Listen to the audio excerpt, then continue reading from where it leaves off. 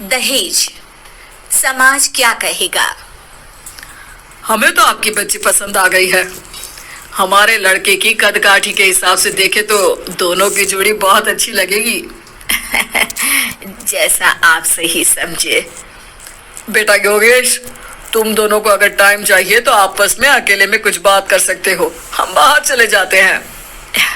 जी पिताजी, जैसा आप कहें। योगेश और सविता को अकेले वक्त देकर सब वहां से चले जाते हैं। चाय कैसी लगी? चाय भी अच्छी लगी और आप भी। सच में? हाँ, मैंने तो फोटो देख के ही हाँ बोल दिया था। मुझे भी आप अच्छे लगे। आपको कुछ पूछना हो तो पूछ लीजिए, जैसे खाना बनाना आता है या नहीं, घर की क्या क्या काम कर लेती हूँ, वगैरह वगैरह। वो तो मेरी माँ आपकी माता जी से पूछ ही लेंगी, वो मेरा डिपार्टमेंट नहीं है। इधर योगेश और सविता जिंदगी भर का साथ जोड़ने की बात कर रहे थे। उधर सविता के पापा योगेश के पिताजी के सामने हाथ जोड़ के खड़े थे। देखिए, हमारा बेटा पढ़ा लिखा है, अच्छी नौकरी करता है। उसमें जितना पैसा लगा है कम से कम उतना तो मिलना चाहिए ना। 10 लाख से कम में तो नहीं हो पाएगा। बेटी हमारी बहुत होनहार है और 7 लाख भी तो कम नहीं होते हैं ना जी। अगर आप हमारी बेटी को शादी के बाद काम करने देंगे तो 3 लाख तो 6 महीने में ही कमा लेगी। हमारे घर में ये सब नहीं होता। औरतें घर संभालती हैं और आदमी बाहर के काम। जरा मेरी बात तो समझिए। एक कार देने के बाद 10 लाख रुपए नकद देने में हमारी कमर टूट जाएगी और इसके अलावा टीवी फ्रिज तो देना ही पड़ेगा। शादी की तैयारियां, मेहमानों की पूछ परख, बारातियों का स्वागत। बेटी की शादी में बाप पर बहुत दबाव होता है जी। देखिए, हमारा बेटा कोई दुकान में रखी चीज नहीं है जिसके ऊपर हम भाव ताव कर सके और आप उसे कम दाम में खरीद लेंगे। 10 लाख से 1 भी रुपया कम नहीं होगा।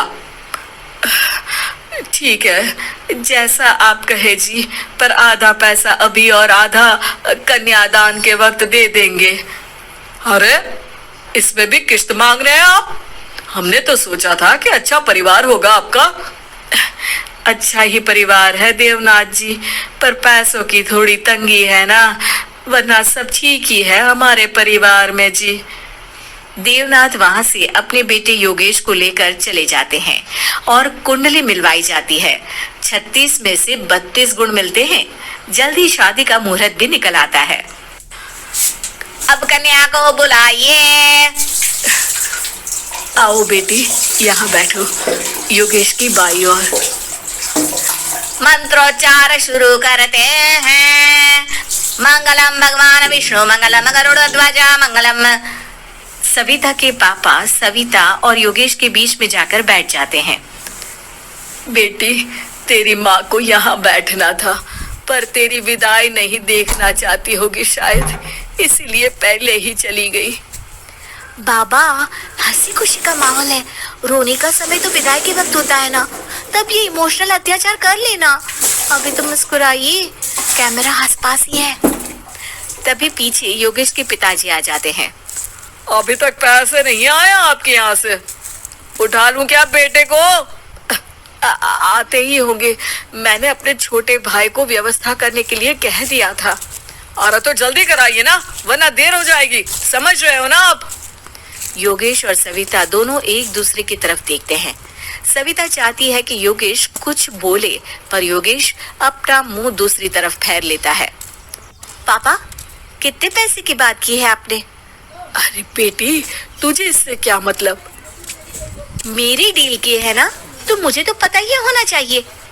कन्यादान की विधि शुरू करेंगे। तभी योगेश के पिता वापस वहां आ जाते हैं। पैसे देते हैं या बेटे को उठवा लूं? मैं आपके हाथ जोड़ता हूँ जी, थोड़ा सा इंतजार कर लीजिए। देवनाथ वहां से चले जाते हैं। तुम अपने पिताजी से कुछ कहते क्यों नहीं? उनके सामने कोई आवाज नहीं उठाता। ऐसा नहीं है, कोई तो उठाएगा ही। तभी वहाँ सविता के चाचा एक बैग लेकर आते हैं और सविता के पापा को देते हुए कहते हैं, 9 लाख ही हुए। आत्माराम इशारा करके योगेश के पिता को वहाँ बुलाते हैं। क्या सिर्फ 9 लाख? बाकी 1 लाख कहाँ है? नहीं हो पाए जी, शादी के बाद कर देंगे। अरे आप बात से पलट रहे हैं। जल्दी से अभी के अभी पूरे पैसे लाइए, वरना बेटे को उठाऊं क्या? देखिए मैं आपके पाँव पड़ता हूँ। रुक जाइए पापा, रिश्ते हाथ पकड़कर जोड़े जाते हैं, पाँव पकड़कर नहीं। बेटी तू चुप रह। नहीं, ये कब से बस कह ही रहे हैं कि उठवा लूं, पर कोई उठ ही नहीं रहा। लो मैं ही उठ जाती हूँ। बेटा अपशगुन हुआ। दहेज लेना सबसे बड़ा अपशगुन है, पाप है, पाखंड है। और योगेश, तुम्हें मैं पसंद हूँ तो कुछ बोलते क्यों नहीं? और तुम्हारे पिताजी, अरे देवनाथ जी, आपके नाम में ही बस देव है, काम तो आपके असुरों जैसे हैं। पर गलती आपकी नहीं, गलती मेरे पिताजी की है, जो आप जैसे लोगों को घर की दहलीज पे चढ़ने देते हैं। लेकिन एक बात साफ है, मैं आपके घर की दहलीज कभी नहीं चढ़ूंगी। अरे बेटा, समाज क्या कहेगा?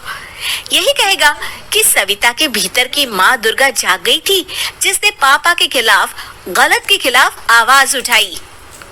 आसपास के लोगों ने जोरदार तालियां बजाई।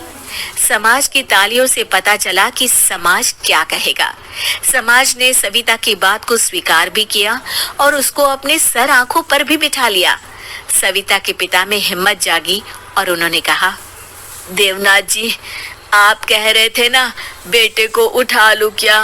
उठा लीजिए। हमारी बेटी को आपका लड़का पसंद नहीं है और हमें आप।